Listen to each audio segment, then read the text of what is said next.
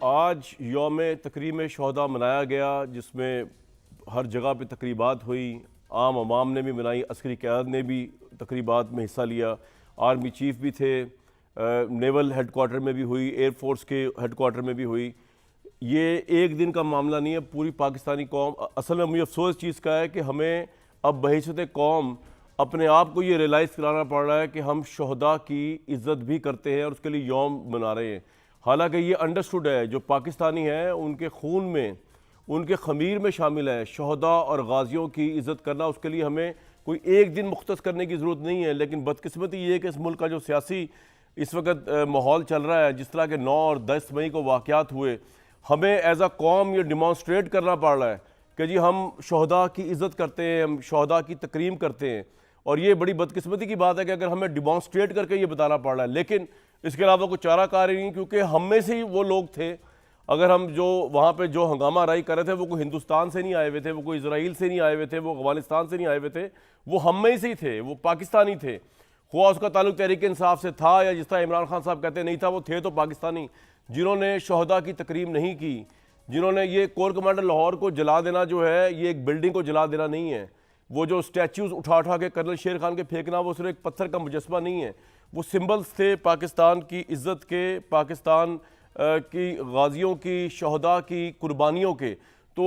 ये हमें आज यौम तकरीम शहदा बनाना पड़ रहा है और बताना पड़ रहा है कि जनाब हम शहदा की इज़्ज़त करते हैं और हमारा ताल्लुक, हम अक्सरियत जो है, हमारा ताल्लुक इन फसाद बर्पा करने वालों से नहीं है। लेकिन ये भी ज़रूरी था और 9 मई और 10 मई के बाद तो ये ज़रूरी था ही, इसलिए वो हमने करके दिखाया।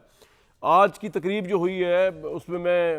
अगर उसको देखूँ, आज आर्मी चीफ जो थे उन्होंने एक तो जब पुलिस लाइंस में गए हैं तो उन्होंने एक दफ़ा फिर इस अज़म का अहादा किया है कि जी वो छोड़ेंगे नहीं जिन लोगों ने फ़ौज और हुकूमत और जो कानून के सामने उनको लाया जाएगा, जो 9 मई 10 मई के फसादात में शामिल थे, प्लानर्स थे, बैटर्स थे। और ये बड़ा ज़रूरी है क्योंकि अगर इनको यहाँ इंसाफ ना हुआ, यहाँ पे कानून की जो है अजारादारी ना हुई इन फसादियों के ख़िलाफ़, इन प्लानर्स के ख़िलाफ़, तो फिर पाकिस्तान जो है ना वो एज अ स्टेट, पाकिस्तान की डिफेंस लाइन, इसकी कोई टके की वैल्यू नहीं रह जाएगी। दूसरा, आज मैं देख रहा था, अगर हम दिखा सके, एक तस्वीर मेरी नज़रों से गुजरी कि army chief general Syed Asim Munir और उनके बिल्कुल साथ थे साबिक army chief general Qamar Javed Bajwa. ये ज़रा हम दिखा सकें अगर तस्वीर। इस तस्वीर से जो मैसेज मैंने रीड किया है वो ये है कि फ़ौज जो है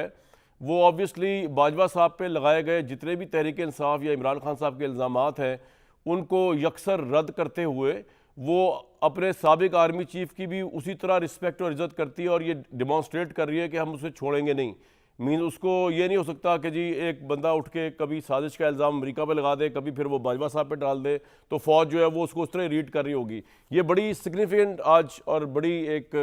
इम्पॉर्टेंट तस्वीर थी जो मेरी नज़रों से मैं आपसे शेयर कर लूँ कि जनरल बाजवा जो हैं वो जनरल सैयद आसिम मुनीर के साथ, जनरल रिटायर्ड बाजवा जो है जनरल सैयद आसिम मुनीर के साथ बैठे हुए हैं।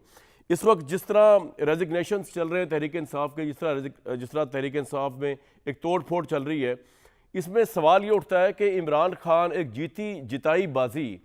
को किस तरह यहाँ तक ले आए, या हालात ये ऐसे थे कि इमरान खान मजबूर हो गए कि उनके पास कोई चारा नहीं था सिवाय इसके कि वो पीडीएम को छोड़ के, शहबाज शरीफ को छोड़ के सीधा फौज पे अटैक करते, फौज से कन्फ्रंट करते। और आज ये दिन देखना पड़ रहा है कि तहरीक इंसाफ पंजाब में तकसीम, तहरीक इंसाफ में फवाद चौधरी साहब, शरीन मज़ारी, अनगिनत साबिक MNA, अनगिनत साबिक MPA, असद उमर साहब, खैर उनकी तो बड़ी डिप्लोमेटिक प्रेस कॉन्फ्रेंस थी, उसको बाद में देखेंगे, शरीन मज़ारी। इसी तरह हमने देखा कि अभी मलिका बुखारी साहिबा जो है उनके अनकरीब प्रेस कॉन्फ्रेंस आने वाली है, उनको रिहा कर दिया गया है, तो शायद वो भी छोड़ जाएंगी। तो मैं इस बात में भी हैरान था कि ये इतनी बड़ी नज़रियाती जमात जो है इमरान खान ने कहाँ पे इनको ले गए, या फिर इमरान खान के पास कोई और जस्टिफिकेशन है कि उनके पास कोई और चारा ही नहीं था सिवाय इसके कि फ़ौज के साथ सीधा ही लड़ जाए जाके। लेकिन मैं एक चीज़ आपको दिखाऊँ, राना सनाउल्लाह साहब जो हैं उनके खिलाफ मैंने बेतहाशा शोज़ किए जब वो वज़ीर दाखिला थे, लेकिन मैं हैरान इस बात पे हूँ कि तहरीक इंसाफ के लोगों ने 2-2 दिन, 4-4 दिन, 10 दिन जेलों में गुजार के जिस तरह इमरान खान को छोड़ा है, ये राना सनाउल्लाह जिस वक्त इमरान खान के बनाए हुए केस में जेल में कस्टडी में थे, जेल हकाम की,